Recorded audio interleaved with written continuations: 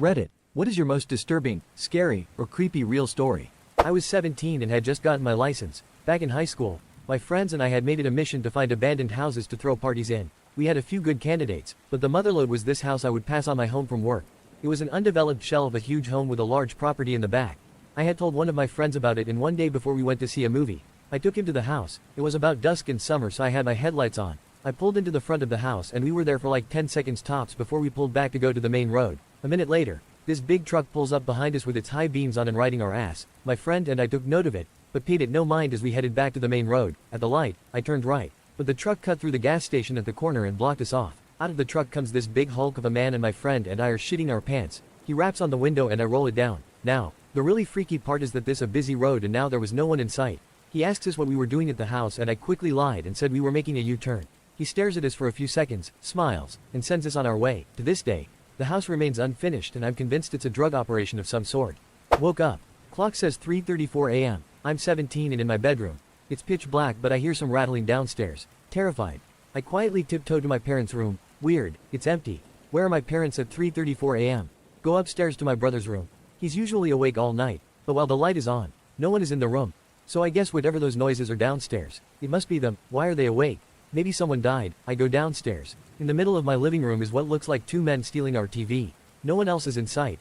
I run upstairs as quietly as possible, shut and lock my door. Suddenly there's banging on the door. I wake up. It was a dream and the relief washes over me.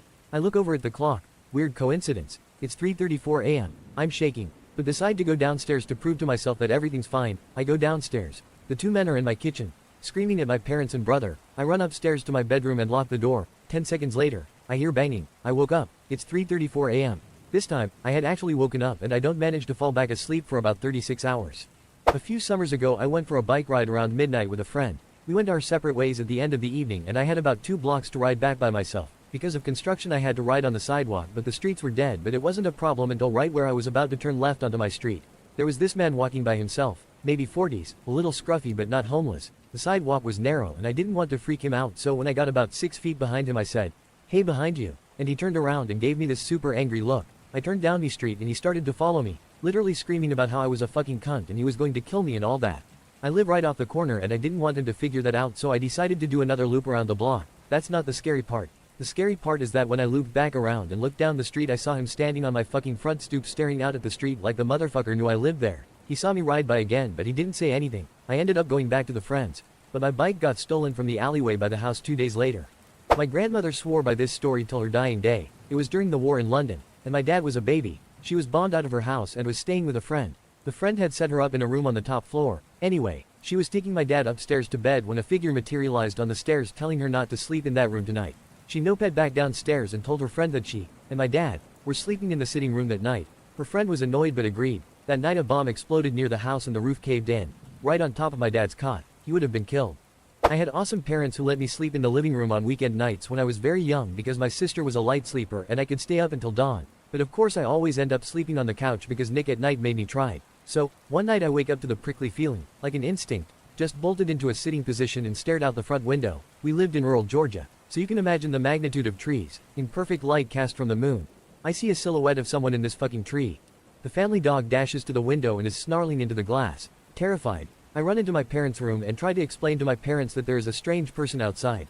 Dad grabs something defensive and darts outside with the dogs to beat the wax off the hothead. I tremble in Mama's arms until Dad comes home and says he saw no one and to go to bed. I decide to sleep in my regular bedroom. I fill in my sister in as to what happened. Dad is making regular rounds in the house with a cup of coffee. We're all still and I finally think, I can sleep. No. I notice the man outside my window, from what I can see in the moonlight. He gives me a shush signal and runs away. Just turns around to run a straight line away. I swear I couldn't stop crying for what felt like hours. When I was a child, I lived in an old Victorian house, and I would always hear laughing while I was trying to sleep. I was an only child with a single mother, and when I was about 5 to 6, I would wake up hearing laughter in the hallway in the middle of the night. After mentioning this to my mom, she swore it was probably just the TV being left on late. One night, I awoke hearing the laughter in my room. I went to sit up but felt like there was someone holding my shoulders down. Invisible hands gripping into my shoulders while I heard laughing. I screamed my little heart out. My mom ran into my room, flicking on the bedside lamp, convincing me it was just a dream, until I said, "But my shoulders hurt." She lifted up my t-shirt and there were 2 adult-sized handprints on my shoulders. I honestly thought I had imagined it and that it had never happened. But the other day I mentioned it in passing to my mom and she went blanket white and said, "I don't want to remember that."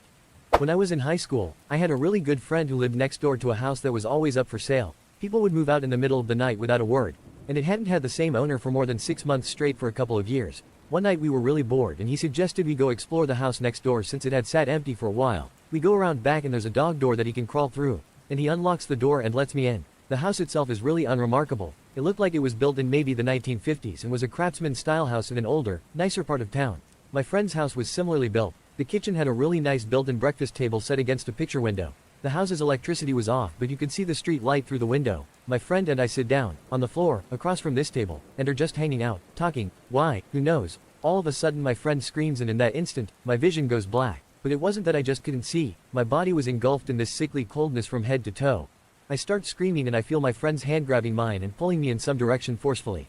My vision slowly comes back and I start to warm up when I realize that we're outside under the street light. It was December and should have been much warmer inside of that house. Finally I look at my friend and he looks scared. I'm really confused and kind of panicked myself and finally ask him what happened. He says that as I was talking, a black thing, this figure that was all black and only had the vague shape of a girl, crawled out from under the table and sat on top of me. Apparently I started groping around with my eyes wide open, like I couldn't see, and he was so freaked out he pulled me out of the house. We're still friends and we bring it up every now and then, but the story itself never changes and it still sends chills down my spine. To this day, I've never felt such blackness or coldness in my life. It was palpable, almost sticky. For a couple of days afterward, I couldn't shake this unsettling feeling, and I could never walk past that house again. I posted this on another through a few weeks ago. About a month ago I went over to my girlfriend's house, except I felt really uneasy when I went into the living room. Turns out, they replaced a china cabinet with one of her grandmothers whom passed away a few months back. Her grandmother was bedridden in the hospital and I've ever gotten to meet her. I felt uneasy the whole time. Being around her grandmother's furniture made me so anxious and almost sad. When I told her, she said it was probably nothing. She went to the bathroom. When I went over to the cabinet, it was about 6 feet tall, dark wood. It had 2 doors on the side and glass up front, and in the back was a mirror. I was looking at the teacups and small baby dolls when I could swear I saw someone in the mirror behind me. Just a silhouette. I called out to my girlfriend, but as I did, I heard a shrill screech from the bathroom. I start pounding on the door, and it opens. She was sitting on the floor, crying. She said she saw someone in the bathroom mirror. We booked it out of her house. No shoes, no jacket, nothing, and right to my car. I dove for an hour or so, with no destination. When I returned her to her house, her mom was sitting on the doorstep. She said she kept seeing shadows move. When I was in nursing school long ago, there was a lady that did not want to be resuscitated by all means. Later she became altered and her family gained power attorney over her. They changed her code status from DNR to full code even though that was not their mother's wishes. Since they had power attorney over her, we had to follow the children's wishes. The lady went into V-fib with no pulse or breathing. We started CPR till the code chart arrived at the bedside. The doctor went to administer a shock but the machine failed. He tried again and again. The machine would not deliver the shock. The minute she passed on, the machine worked. The hospital checks the defibrillator daily and it not working has never ever happened before. In the end, the lady ended up getting her wish of no resuscitation. Everyone was freaked out over this. I have been a nurse 20 years and never seen this happen before. So I was sleeping, and in the middle of the dream a character of my dream who was doing something turned her head, looked at me very seriously and said, "There's someone in your apartment. Wake up." I nearly had a goddamned heart attack, and my apartment was empty. My house sits farther back in the lot than most other houses. It is a strange layout as well. The sidewalk runs the length of the living room and ends at the front porch, which lets into the living room. Large windows that do not open allow great light to get into the living room, but at the cost of no privacy. The rest of my family was on vacation, and having the house to myself, I decided I would get smashed.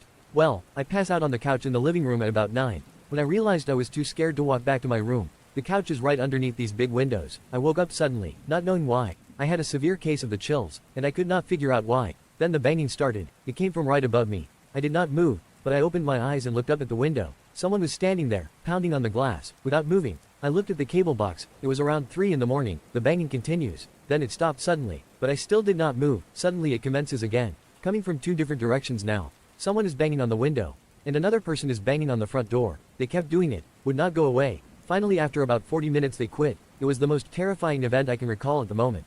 I once sat across from a guy who told me about killing his girlfriend, and cutting her into pieces and boiling her head.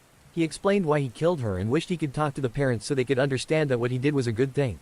I sat with him for 45 minutes as he went into detail. It was the most surreal 45 minutes of my life. I worked in max security mental health facility. This happened to me last summer when I was back at my parents' house during the holidays. It was around 3 a.m. and I was in my room on my computer when I got a call from my sister. Now that was already a little bit weird since my sister's room is just down the hallway from mine and she could have just came in my room. I went to pick up and the call ended as soon as I reached the phone. I figured that she wanted to speak with me, so I got up and went to her room. As soon as I reached her door, she started screaming that someone was in the room with her, so I busted in and of course nobody was here. After she stopped crying, she told me that she woke up and saw a dark shadow just centimeters from her face, and that's when she screamed. So I told her that she called me. She'd tell me that her phone is not in her room and that she was sleeping. Sure enough, her phone is actually downstairs in her purse. The weird part is that I have the log of her call on my phone, but she doesn't. Never managed to explain this one.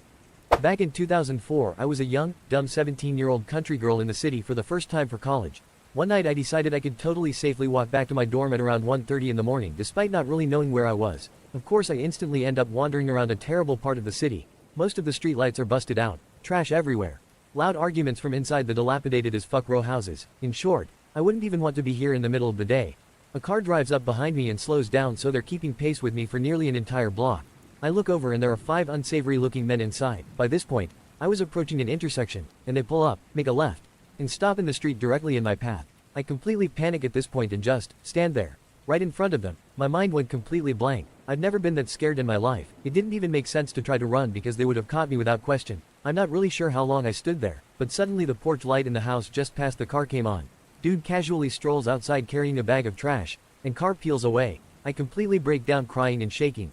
Dude spots me and listens to my probably incoherent story, takes me inside and gives me a soda. Then he and his roommate walked me back to my dorm. They were both lovely and invited me to check out their stand-up sometime, but unfortunately I was too young to get into a bar.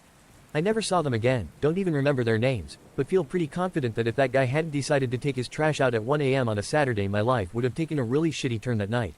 My mother told me this not too long ago, but it happened about 10 years ago now, when my cousin was 17/18 of a year old. She was in a car crash and had died a couple of weeks later in hospital. She was really close to my aunt on my dad's side and used to babysit her kids, who were no more older than 4 years old. All the time, our aunt's house was under construction just before she passed away, and it continued on after she passed away. One day my aunt got a phone call while she was at work from one of the construction workers complaining about a teenage girl who keeps showing up at the house and walking around, and that she shows up a number of times during the weeks, and it has been happening for a couple of weeks.